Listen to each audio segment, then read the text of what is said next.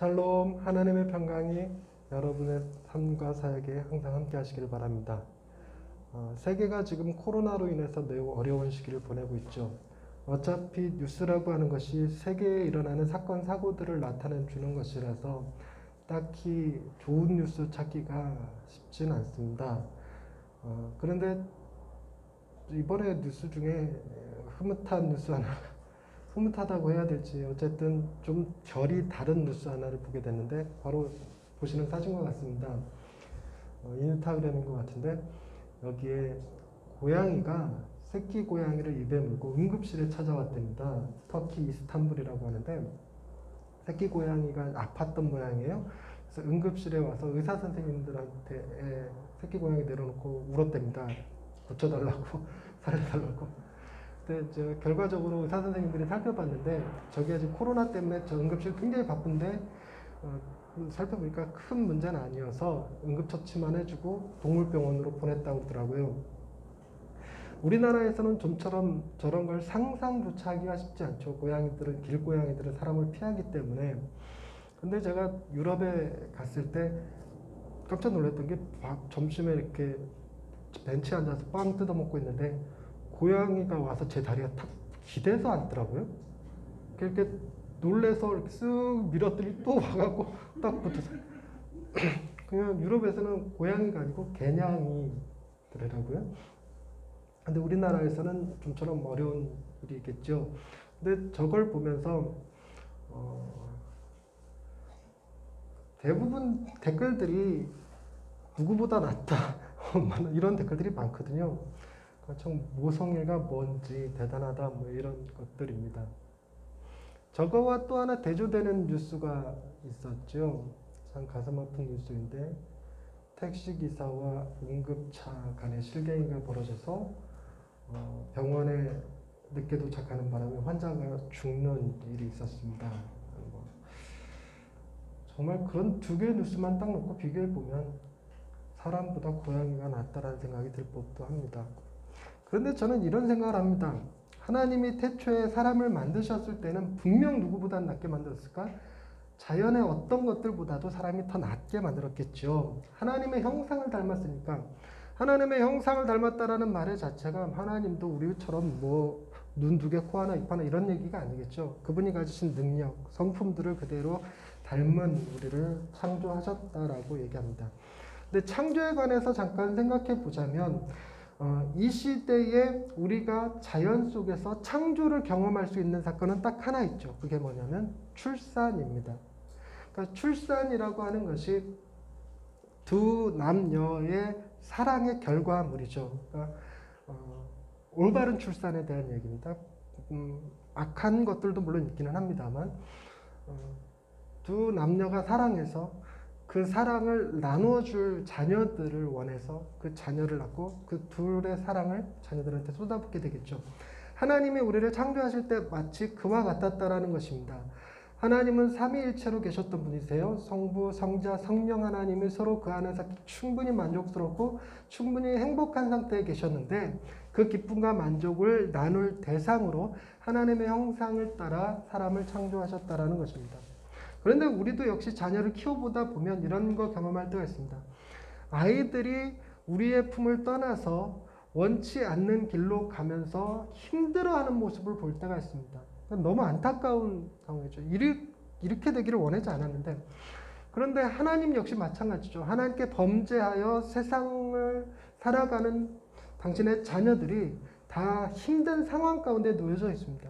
하나님을 떠나서는 우리가 다른 것을 우리는 의존할 수밖에 없는 존재로 만들어졌기 때문에 하나님을 의존하지 않는다고 해서 스스로 독립적일 수는 없어요. 공기와 물도 있어야 되는 것도 분명 맞지만 사랑할 대상도 있어야 되고 경작할 땅도 있어야 되고 해야 될 일들도 있죠. 우리는 홀로 존재할 수는 없습니다. 서로 간에 의존해서 사람인 것이죠.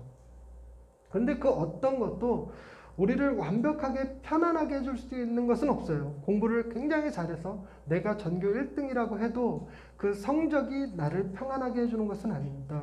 돈 많이 벌어서 부자가 됐다 해도 그 부유가 나를 평안하게 하는 것은 아니죠. 오늘 본문 말씀을 보면 너무너무 많은 사람들이 좋아하는 구절이 나옵니다. 많은 사람들이 암기하고 있죠. 수고하고 무거운 짐진 자들아 다 내게로 오라. 내가 너희를 쉬게 하리라. 이거는 많은 사람들이 참 좋아하는 말씀이고 어쩌면 이것이 복음의 진수를 나타내 주는 것이라고 생각하는 사람들도 많습니다. 저 역시 그렇게 생각하죠. 우리 주님한테 가기만 하면 우리 주님은 우리가 가지고 있는 수고하고 무거운 짐들을 전부 다 덜어주고 내려놓고 쉼을 얻을 수 있게 해주지 않겠느냐 하는 것입니다. 그래서 수고하고 무거운 짐진 자들아 다 내게로 오라. 내가 너희를 쉬게 하리라가 많은 교회에서 붙여놓은 표어도 되고 전도주의 핵심 구절이 되기도 합니다. 그런데 이 말씀은 뒤에 나오는 구절들과 맞물려 봤을 때 놀라운 반전이 있습니다. 원치 않는 반전인데요. 29절입니다. 나는 마음이 온유하고 겸손하니 나의 멍에를 메고 내게 배우라. 그리하면 너희 마음이 쉼을 얻으리니. 우리가 어떻게 쉼을 얻을 수 있냐면 수고하고 무거운 짐을 진 채로 주님한테 가기만 하면 되는 걸로 끝나는 게 아니었다는 것입니다. 주님한테 가기만 하면 그걸로 내가 수고하고 무거운 짐에서부터 해방되어 정말 쉼을 누릴 수 있게 되겠구나라고 생각했는데 그 쉼을 얻으려면 두 가지 전제 조건이 필요한데 하나가 멍에이고 두 번째가 배움이라는 것입니다. 여러분 저 역시 배움에 대해서 결코 쉽게 생각하지 않습니다. 힘들어요. 제가 목사고시 시험을 딱 끝나고 나서 바깥에 나와서 만세를 외치면서 불렀던 게 뭐냐면 드디어 내 인생의 시험은 끝났다였습니다. 그래서 제가 제일 싫었던 거는 총회에서 미자립교회 목사님들을 대상으로 사회복지사 자격증을 의무적으로 따라고 1년 동안 사회복지사 공부를 시키는 거였습니다. 중간고사, 기말고사 토탈 4번의 시험을 봐야 되는데 그게 그렇게 스트레스더라고요. 게다가 같이 공부하신 목사님들 가운데 제가 젊은 목사, 제일 어린 목사였기 때문에 저를 의지하시는 분들이 왜 그리 많은지. 네. 어찌됐건 저는 공부 그 자체가 즐거움, 행복함이라는 것에 대해서는 약간 부정적인 견해를 가지고 있습니다. 물론 해야 되는 것이죠. 그래서 10대 아이들, 특히나 우리나라 수험생들은 너무나 큰 짐을 지고 있다라고 생각을 합니다. 꼭 그것만이 바른 인생이 아닙니다. 우리가 워낙 오랜 시간 동안 공부를 잘해야만 된다라는 그 압박, 강박 같은 것이 있어서 자녀들을 자꾸 학원으로 돌리고 성적으로 평가하고 하는 경향이 있는데 옳지 않다고 생각합니다. 저희 집에 두 자녀가 있습니다. 서로 극과 극을 이루고 있죠. 한 아이는 굉장히 공부로부터 자유로워서 행복하고 한 아이는 굉장히 공부에 대한 고집이 좀 있어요. 그래서 그렇게 살지 마라 라고 얘기해도 아빠도 그렇게 살았잖아. 나도 그렇게 살 거야 라고 얘기하는데 그냥 뭐 마음대로 해라 그랬죠. 제가 살아봤으니까 하는 거예요. 힘들어요. 어려워요. 물론 그것도 다 자기 욕심이 있어서 더 잘하고 싶고 더 좋은 성적 받고 싶고 해서 하는 것이긴 하겠지만 쉬운 길은 아니었습니다. 그런데 주님이 배우래요. 내게 와서 배우라. 근데 그냥 배우는 게 아니라 멍에를 메고 배우래요. 여러분 멍에가 뭔지 아시죠? 소가 밭을 갈기 위해서 그 소 어깨에다가 씌우는 농사기구가 멍에입니다. 그리고 멍에 끝에는 수레가 달리든지 쟁기가 달리든지 합니다. 그렇게 해서 밭을 가거나 마차를 끌거나 하는 것이 멍에인데 여러분 그 멍에라는 것은 우리가 늘상 알듯이 우리가 살아가는 삶에서 힘들고 어려운 것들을 멍에라고 표현을 했어요. 그래서 그것이 자기의 질병일 수도 있고 가난일 수도 있고 자녀일 수도 있고 다양한 것들이 내 삶의 멍에라고 표현하는데 멍에를 긍정적으로 표현하는 경우는 없습니다.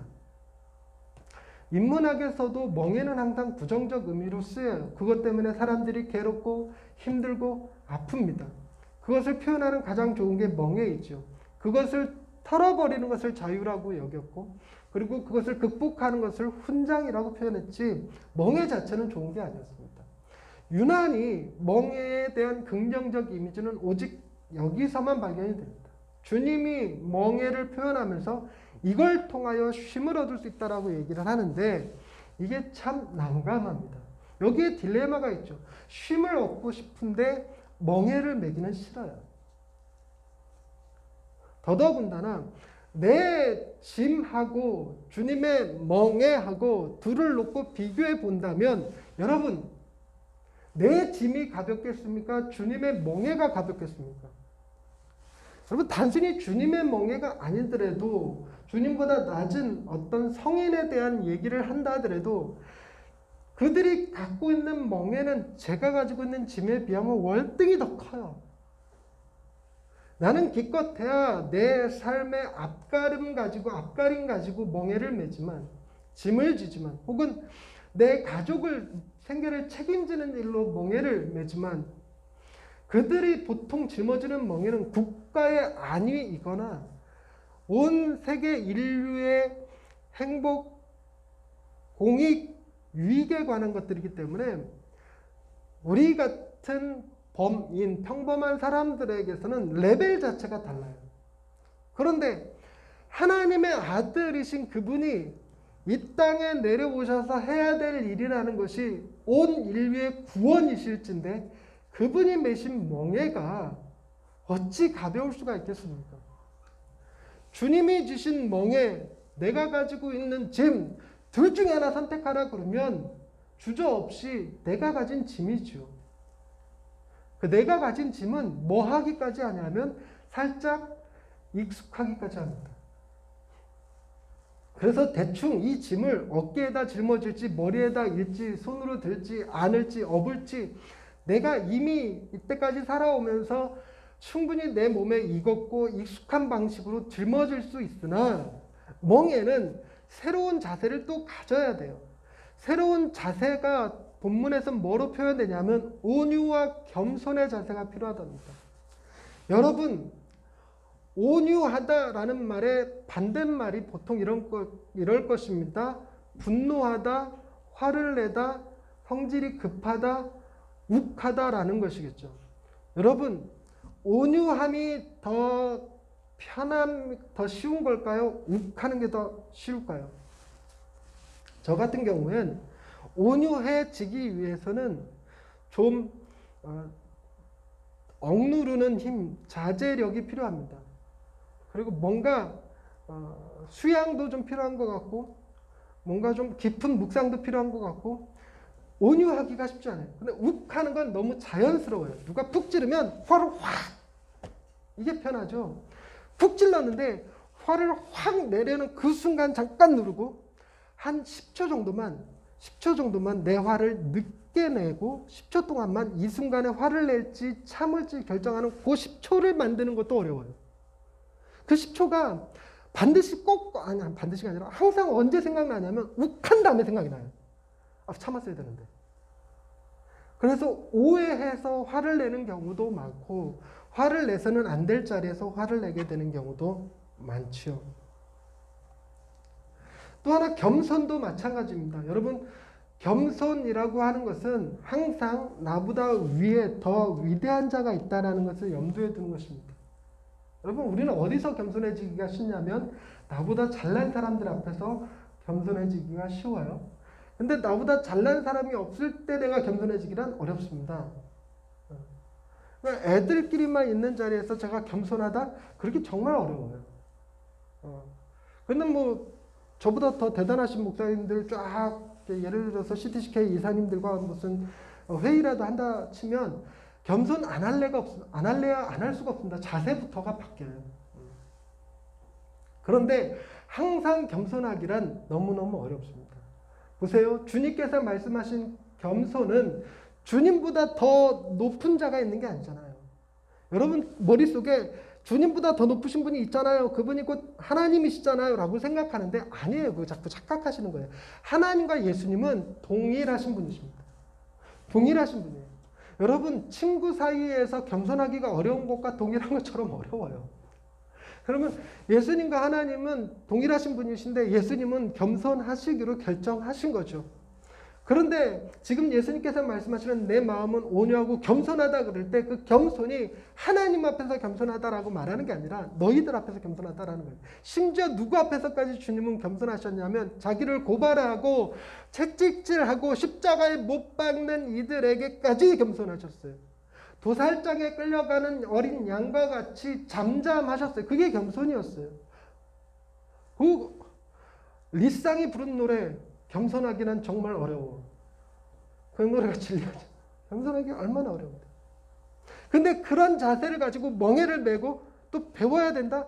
여러분 주님한테 갈까요 말까요? 우리가 수고하고 무거운 짐을 그냥 그대로 지고 살까요? 주님한테 갈까요?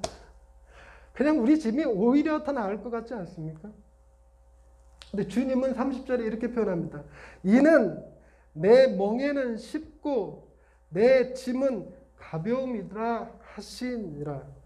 여러분 주님의 멍에는 쉽고 내 주님의 짐은 가볍다라고 하시는 이 말씀을 듣는 저의 반응 같은 건 이런 겁니다. 뻥치시네. 근데 여러분 한 가지 방법은 있어요. 그게 뭐냐면 멍에라는 것이요. 혼자 매는 멍에가 있고 같이 매는 멍에가 있습니다.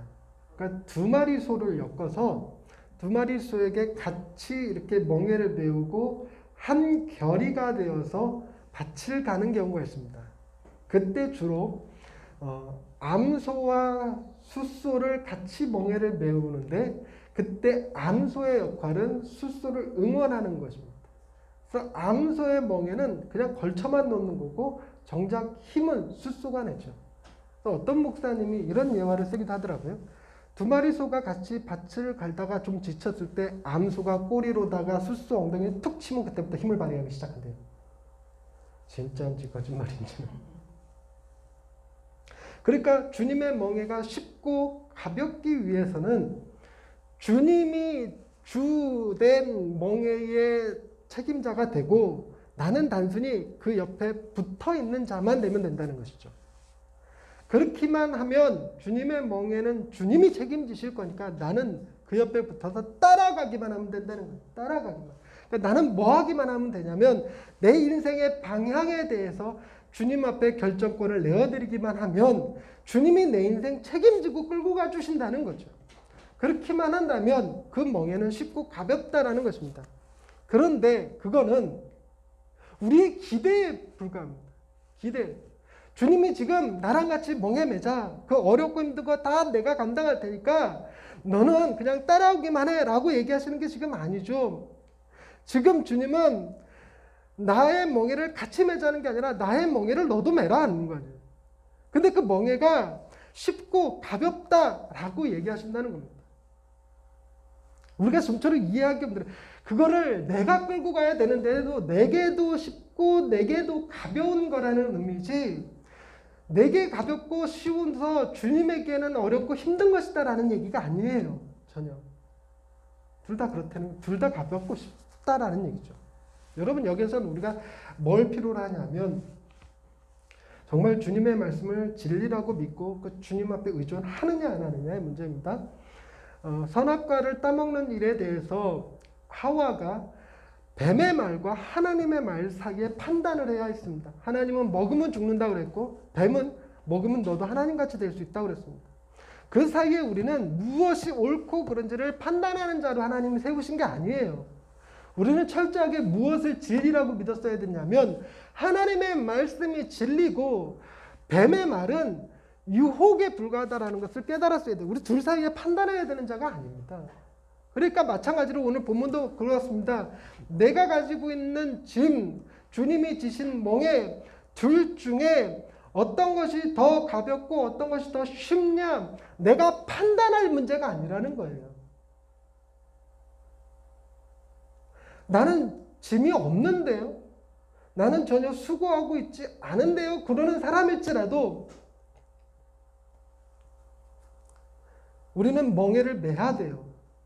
주님이 메고 계시는 그 멍에를 온유함과 겸손으로 같이 매야지만 됩니다.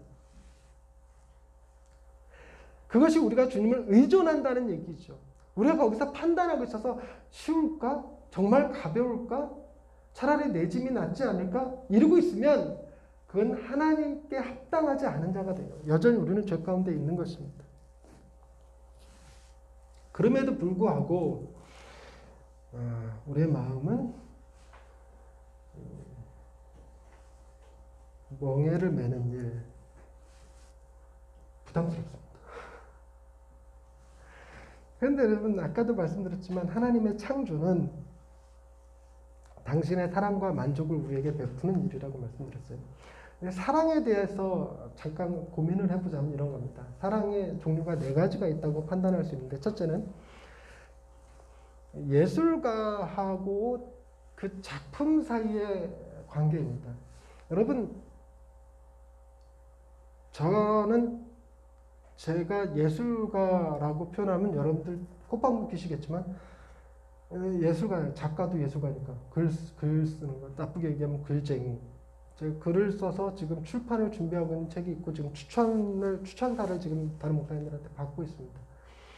그런데 제가 추천사를 부탁할 때 냉정하게 판단해 주실 분에게 부탁할까요? 아니면 좋은 말만 해주실 것 같은 분에게 추천할까요? 그럼요. 그래서 관계 때문이라도 결코 나쁘게 말 못할 것 같은 목사님들만 선택해서 이렇게 드립니다. 왜 그러냐면 물론 제 작품이 좋은 작품이 아닐 수 있습니다. 그러나 내가 애써서 수고하여 만들어낸 작품은 저에게는 굉장한 애착이죠. 그래서 어떤 목사님은 이렇게 표현해 주십니다. 또 하나의 애를 낳으셨군요. 이렇게 표현해 줍니다. 그 정도로 진을 뺏고 쏟았고 내 인생의 경험을 다 쏟아 넣어서 만든 책입니다. 책을 만들 때도 항상 그렇게 했어요. 근데 3번째 책을 내다 보니까 처음 책 낼 때만큼 그렇게 뭐 대단한 애착은 아니지만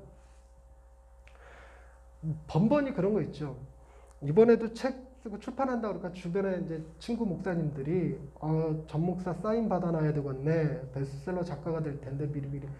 그 3번째 들으니까 이제 아무런 감동이 없어요. 의뢰하는 말이구나 이렇게.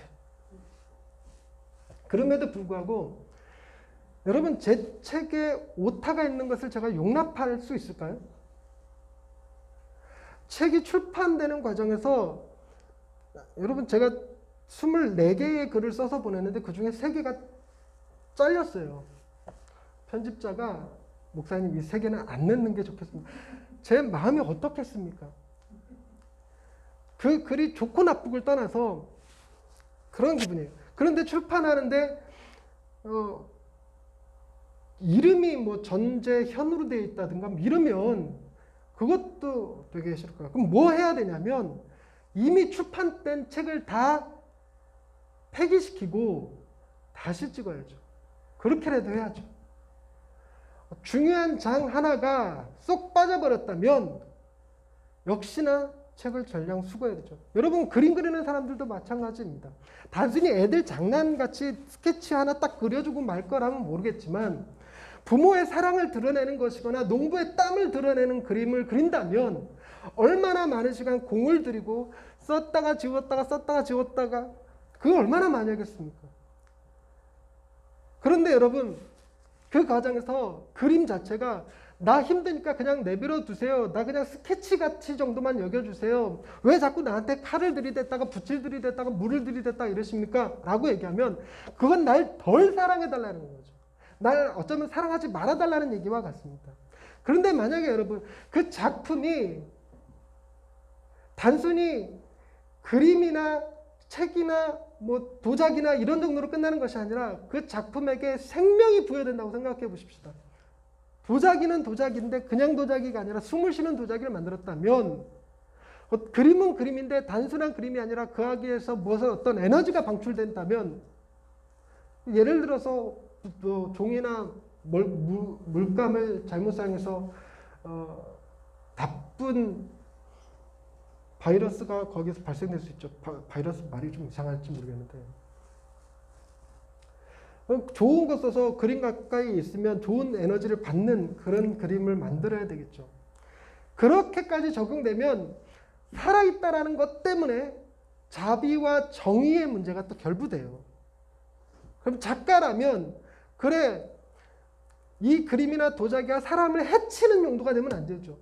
거기다 술을 담았으면 술이 순해지는 기능을 해야지 그 잔에다 술만 담으면 술이 독성을 띠게 된다면 그 술잔은 폐기해야죠. 아무리 작품이라도. 그러니까 정의의 문제가 발생하는 겁니다. 뿐만 아니라 두 번째 사랑은 이런 겁니다. 인간이 동물에게서 느끼는 감정이죠. 여러분, 동물들 중에서 어떤 동물이나 다 길들이며 데리고 사는 게 아니에요. 고등동물일 때 길들이는 거죠. 길들일 수 있을 때.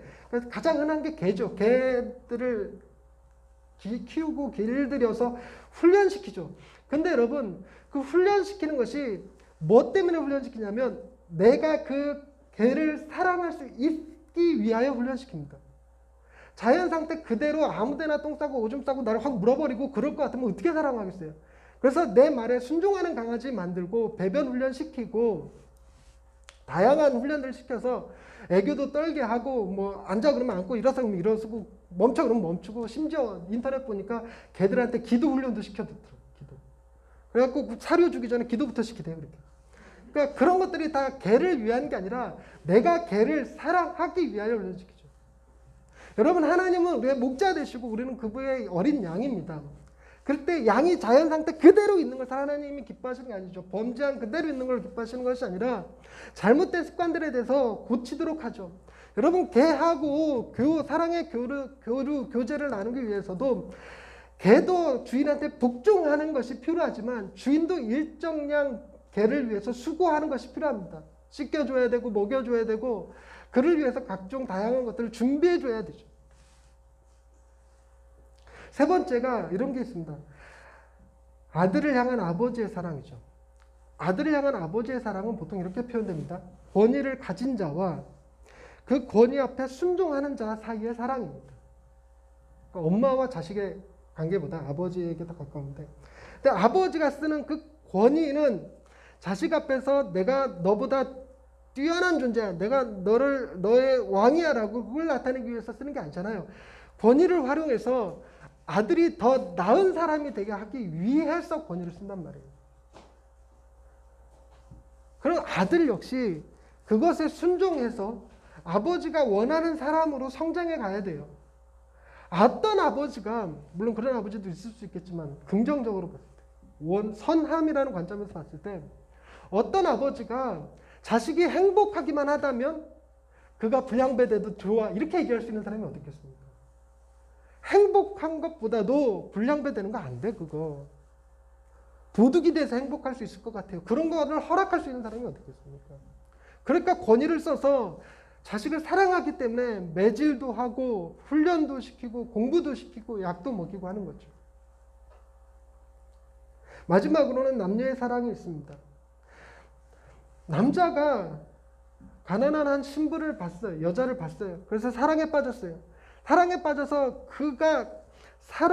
그녀를 사랑하는 데 있어서 그녀가 가난해도 좋고 옷을 좀 허름하게 입어도 좋고 몸에 상처가 좀 있어도 좋고 뭐 그렇다고 쳐요. 근데 사랑이라는 건요, 그걸 그대로 두는 게 아닙니다. 그 모습을 사랑했지만 가난에서 벗어나게 도와주고 싶은 거예요. 좋은 옷 입게 해주고 싶은 거예요. 상처 고쳐주고 싶은 거죠. 잘못된 습관들, 이런 것들을 바꿔줘야죠. 그게 사랑이라는 거예요.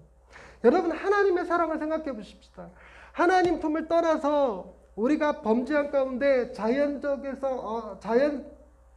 본능을 가지고 우리의 욱하는 성질과 교만한 마음을 가지고 사람들 앞에서 살아가는 때 하나님이 우리를 사랑하신다면, 그래, 너희들 하고 싶은 대로 다 해.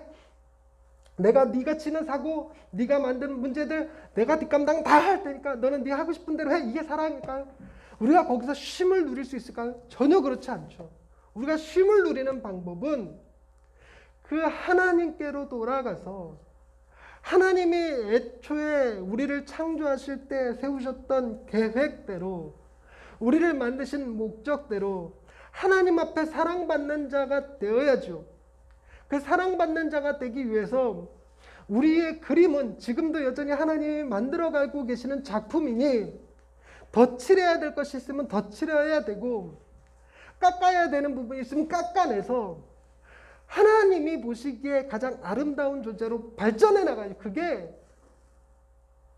사랑입니다.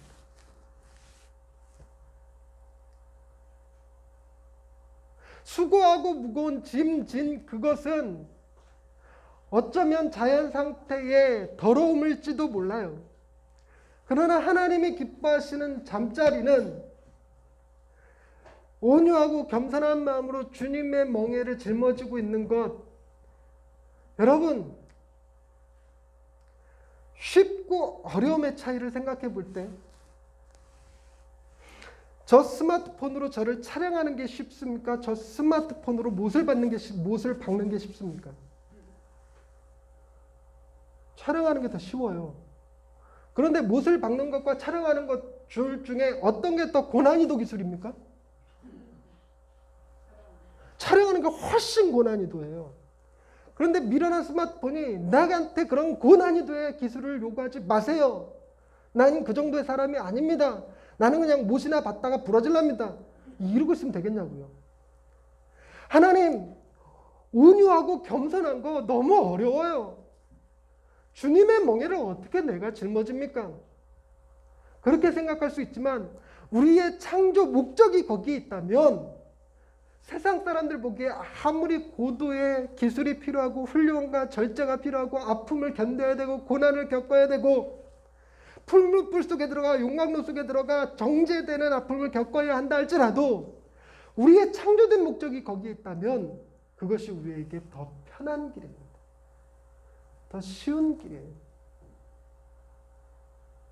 그렇기 때문에 우리는 우리를 창조하신 이 앞에 선악과가 과연 먹으면 죽는 것인지 아니면 하나님과 같이 될 수 있는 명약이 될지 판단하려 하지 마세요. 수고하고 무거운 짐이 내게 더 쉬운 건지 주님의 멍에가 내게 더 쉬운 것인지 판단할 필요 없어요. 누가 결정하냐? 우리를 창조하신 그분이 알아요. 제일 잘 알아요. 그분 안에 머무를 때 우리는 비로소 참된 쉼을 얻을 수 있어요. 더 놀라운 것은 그 멍에와 가르침을 누가 주냐면 스파르타 권력을 가지고 똑바로 하네 뻑뻑뻑 이것이 이러는 사람이 아니에요. 우리의 스승, 우리의 지도자, 우리의 구원자, 우리의 훈련 교관 그 어떤 거 갖다 붙여도 상관없어요. 우리의 친구, 우리의 조언자 뭘 갖다 붙여도 상관없어요. 그 사람이 온유하고 겸손하신 분이라면 세상의 모든 권세를 다 가지신 분, 우주를 통치하시는 분, 그분이 온유하고 겸손하신 분이라면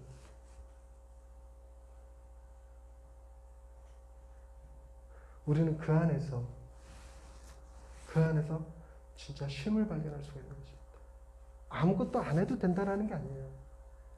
우리는 시간 맞춰서 예배도 드려야 되고요. 헌금도 드려야 되고요. 성경도 읽어야 되고요. 어쩔 때는 깊은 묵상 가운데 빠지고 깊은 슬픔 가운데 들어갔다가 깊은 절망 속에서 기도해야 될 때도 있습니다.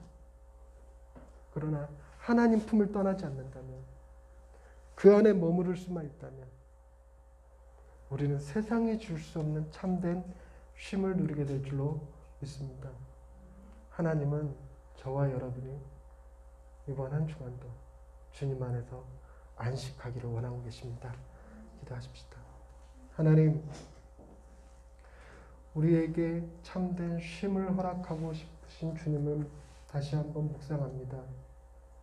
주님의 멍에 그것이 결코 가벼워 보이지 않고 상상만으로도 차라리 내 짐이 더 쉬울 것 같지만 주님의 말씀이 항상 옳다라는 사실을 인정하고 주님의 말씀을 의지하고 더욱 주님의 온유하심과 겸손하심을 신뢰함으로 주님 앞에 나아가 그 멍에를 지기 원합니다. 그리고 주님께 배우기를 원합니다. 어떤 상황 속에서도 주님과 동행하기를 멈추지 않는 저희 예양의 식구들 다 되게 하옵소서. 예수님의 이름으로 기도드립니다. 아멘.